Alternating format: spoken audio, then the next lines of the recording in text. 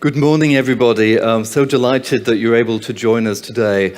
We're going to have a really lovely discussion about this book, The Four Tales of Beauty, which tells the story of the history and evolution of FOPE over 4 generations, a family-owned company. Many changes took place during the time period since Umberto Cazzola founded the original company in 1929.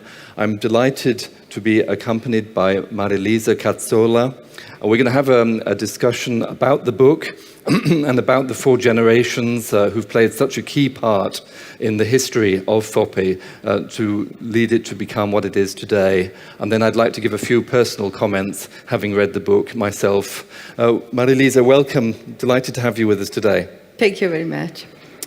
So if I could just firstly ask you about the beginnings of the company by Umberto in 1929. Could you tell me a little bit about how the company came to be created in its original form and the contribution of Umberto in those early years? Buongiorno a tutti e grazie di essere qui. Good morning, everybody, and thank you very much for being here today. Telling about 90 years of history is not an easy task. 90 years is a long period of time for a family-owned enterprise. Many things have happened in these 90 years, some beautiful things, some painful things, but all things with dignity, with human dignity. 4 generations of individuals have been the leaders of this company, all animated by the same pride and ambition. This is the strength of FOPE, a family-owned enterprise with a very strong international and technological connotation.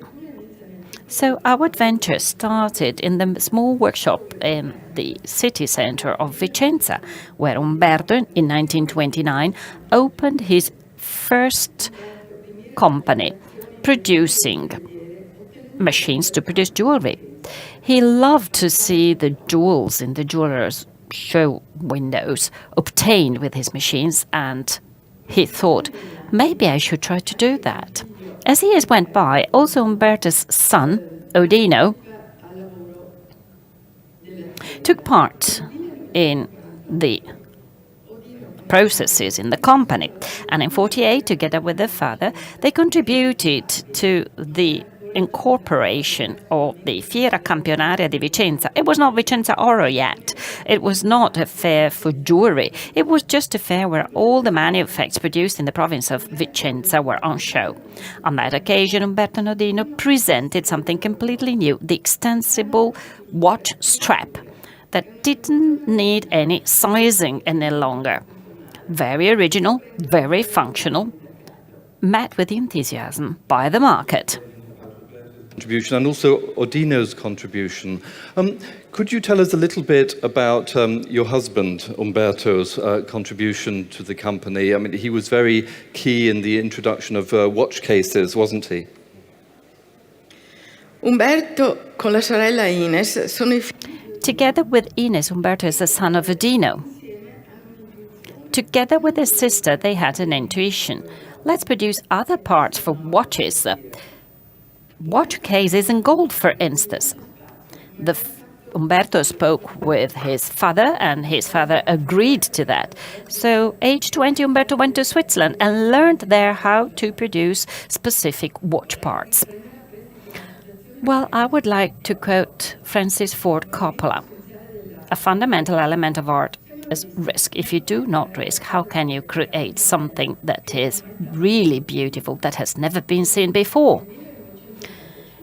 In 1985, the 2 brothers, the brother and sister, together with the father, made a beautiful necklace with a round section, so original that took the market by surprise. The 900 chain link. I mean, this is not produced only by FOPE, it is FOPE. And the very same type of chain will be used everywhere, just like the extensible straps dating back to 48. But now everything is made of gold, including the very tiny springs, and that's how Flexit was born. Then his son Odino and your husband Umberto. But we must also talk about Giulia, your daughter. So please explain her contribution, particularly in the areas of marketing for FOPE. Arriviamo così con Giulia alla quarta generazione. Sure, Giulia represents a fourth generation of our family. Giulia used to say, I tiptoed into our company thanks to my father. And this is how she talks about starting working in Vicenza. In 2005, after spending many years abroad to study, Giulia had actually studied in Boston, and she had got a degree in marketing there. After that, she continued working in New York. So she remained in New York. The Cazzala family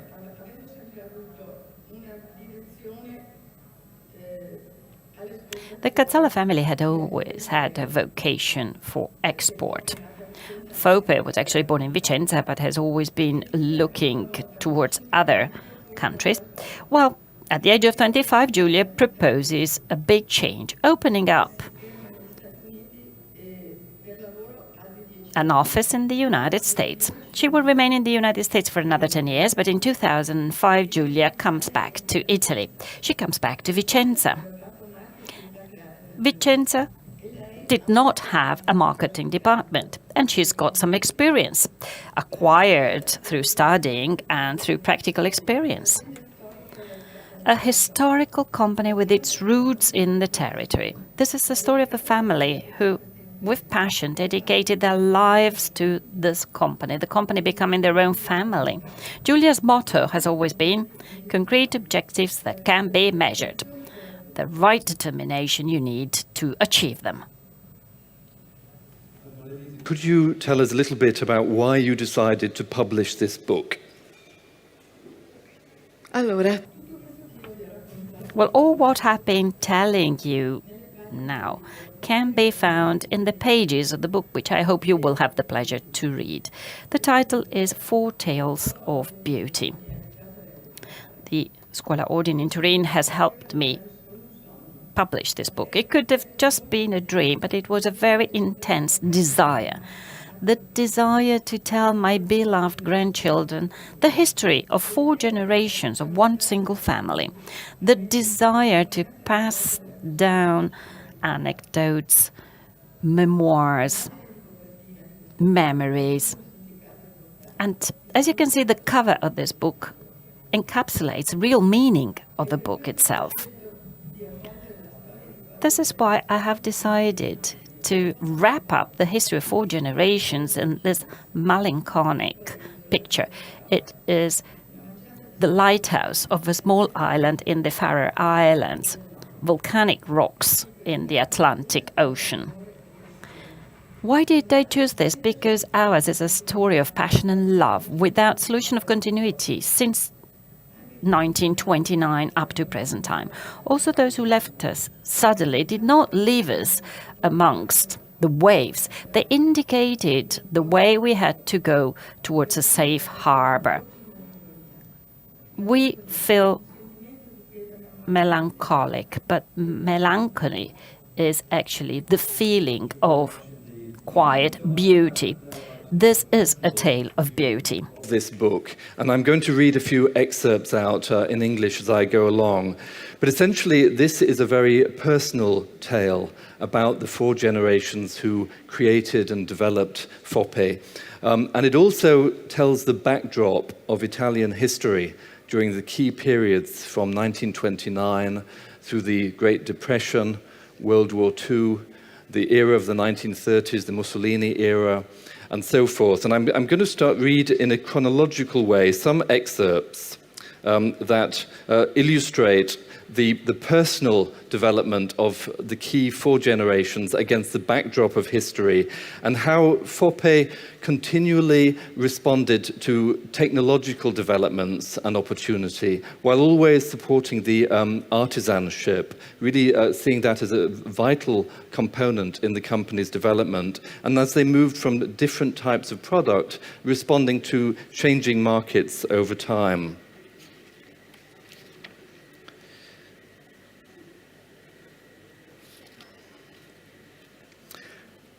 So going back to 1929, when Umberto created the original form of the company, this will give a little idea about the scenario of Italy at that time and how he began. Umberto opens his atelier in 1929, despite the fact that that year was not really a fortunate one. It is in fact remembered as the year of the start of the Great Depression, a financial crisis that burst out in the United States and spread worldwide. However, in 1929, in the Kingdom of Italy and Vicenza, there are no warning signs ahead, and Umberto plucks up his courage and opens the doors of his small company in Contra Sant'Ambrogio, his atelier. So this was the early beginnings. And then we move forward.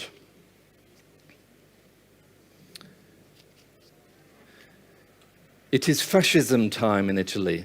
Mussolini is in power. His speeches inflame the population gathered in squares. The excitement for the imperialist campaign echoes everywhere. In early October 1935, the fascist government mobilized the Italian troops that eventually invaded Ethiopia, while the voice of the Duce boomed out, "We have been patient for 40 years with Ethiopia. Enough is enough."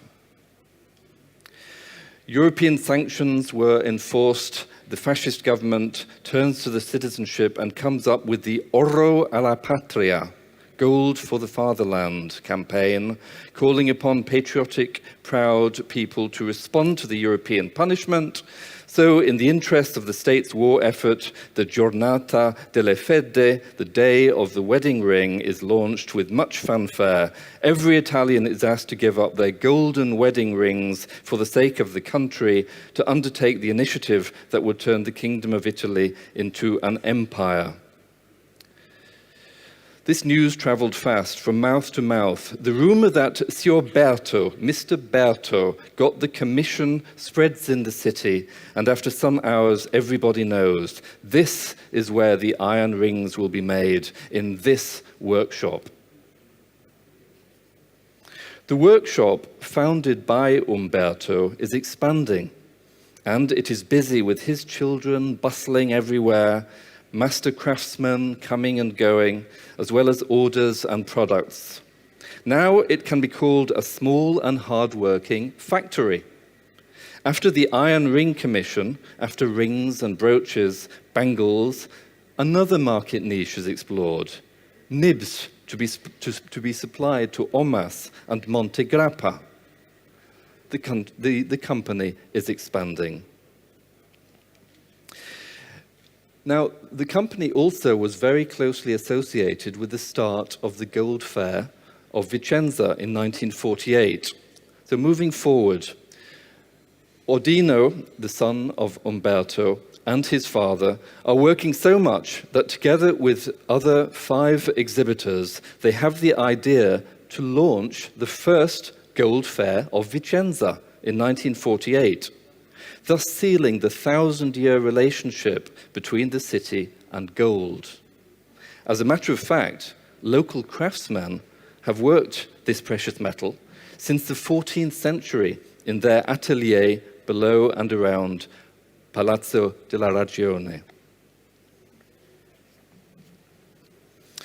Then came a crucial next step in the evolution of the company. In the first edition of such a fortunate event, in 1948, Ordino and his father exhibit a special item, something that would be the core of their production until the 1970s, the adjustable watch strap.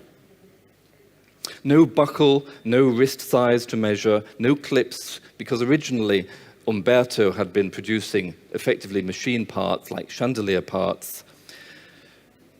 No need to extend or cut out. Every watch strap contains a system made of tiny internal springs, a sort of secret mechanism hidden by design, allowing the strap to narrow and widen as needed.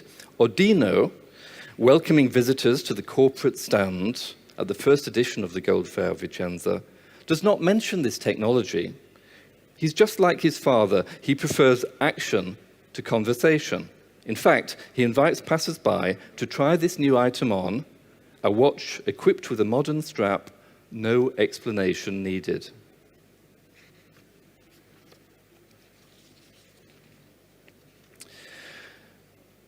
Ordino made the contribution of the adjustable watch straps. Umberto, Marilisa's husband, later pioneered new developments for the company. One thing becomes clear for Umberto as he gains confidence with his trade. His dad, Ordino, designed the adjustable watch straps, but the relationship between the company and gold goes a long way before Ordino and his son were born. Why can't we make other luxury watch parts? A golden case, for instance. No need to find other customers. FICM, which was the name of the company at that time, is already a supplier for the most prestigious Swiss brands. The production range should be broadened by learning case molding and modeling procedures, purchasing high-precision machining equipment, implementing testing techniques for quality checking purposes. Then Umberto takes courage and talks to Ordino. The latter leaves his son some room, just like his father, Umberto, did with him when he had the idea for the adjustable watch strap. And so Umberto, 20 years old, leaves for Switzerland to learn about the master watchmaker's techniques.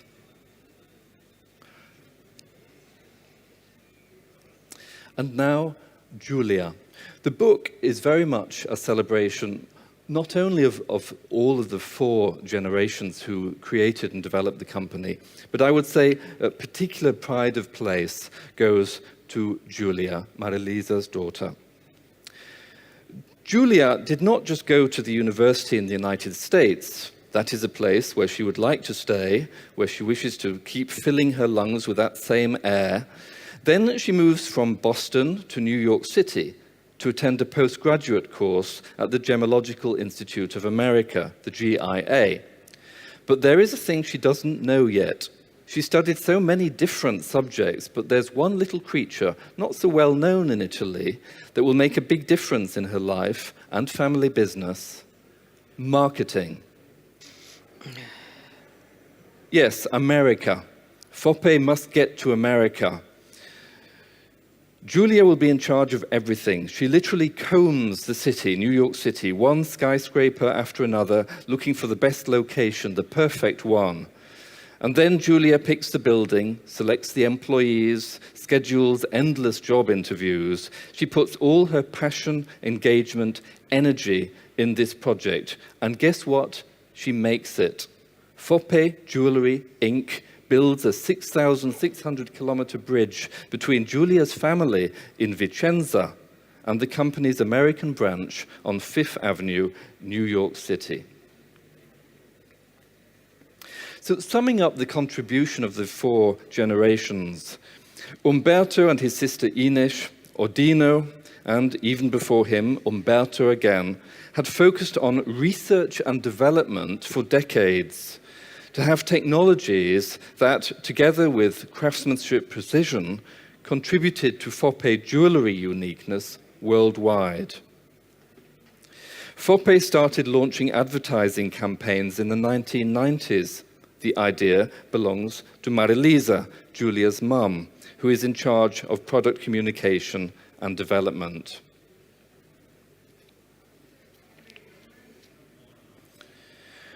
the contribution of Giulia.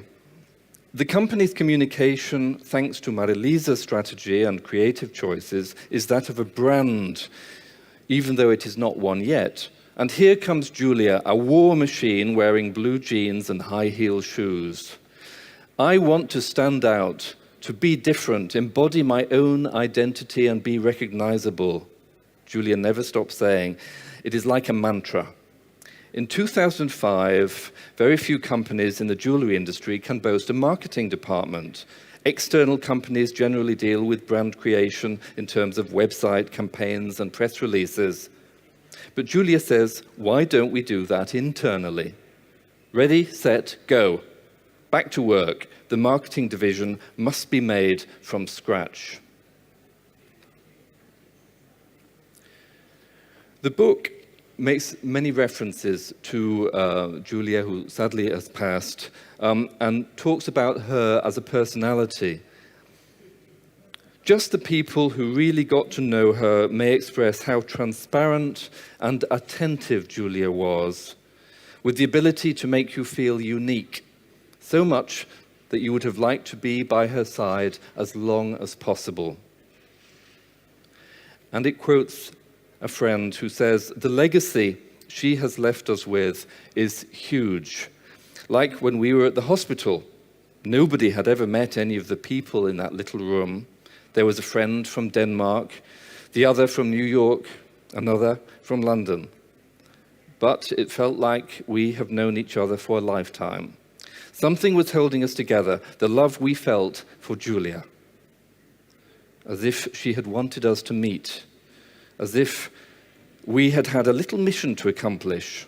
Someone that was not there anymore had to be brought back, and we had to do it all together. The book is a celebration of the family, the 4 generations, who all had one unique vision: to be alert for all the new technologies, to move forward with time, to confront all the challenges that history presented, and to celebrate craftsmanship at the heart of this company, which produces such well-known and appreciated jewellery today all around the world. This talent seemed to be uniform across the 4 generations. And I think the book also explains the humanity of the 4 generations.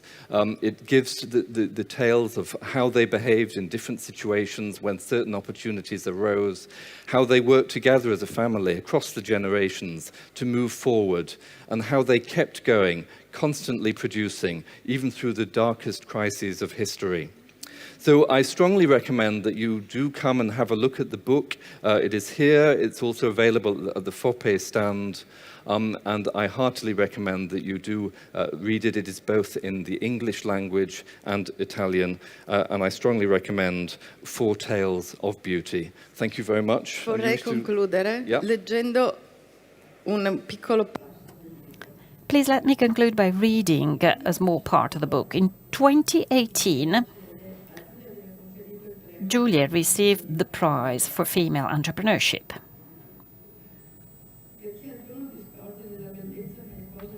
If you can find beauty in the things of the world, you have the task to disseminate them. A workshop between 2 world wars in a small street in the center of Vicenza became, in Giulia's words, a tale of beauty. A tale of beauty that can embrace the desires of many of us. Thank you very much.